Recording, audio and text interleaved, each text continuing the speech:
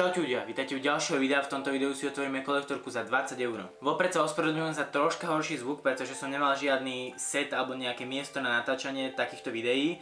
Takže kamera je do mňa troška ďalej, tak hádam ma za to ospravedlníte. Ako ďalšia vec, tento stôl sa vám môže zdať veľmi povedomý, keďže bol v mojom prvom videu, ktoré už nenájdete na YouTube.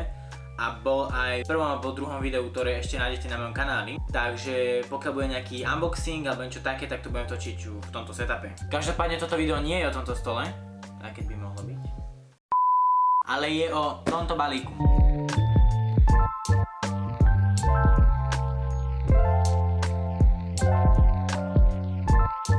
Táto kolektorka stojí 17 €, teda 20 € s doručením a odkaz na ňu máte v popisku, aby ste si mohli kúpiť aj vy, keby ste chceli. Toto není žiadne promo, ja som si to kúpila za svoje peniaze, hej. Takže máme tu našu kolektorku. OK, čakal som niečo epickejšie. Keďže som od kamery ďalej, tak vám potom na všetko spravím detailné zábery. Každopádne máme tu Steelbook Call of Duty Ghost a máme tu Narmok Call of Duty Ghost.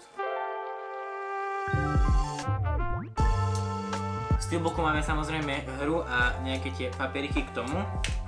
A tu je asi tak všetko, čo by ste čakali za 17 € kolektorku. Jaké mám z toho pocity a či sa to oplatí? Myslím, že mne sa to oplatí, teda niekomu, kto rád zbiera herné veci a herné predmety.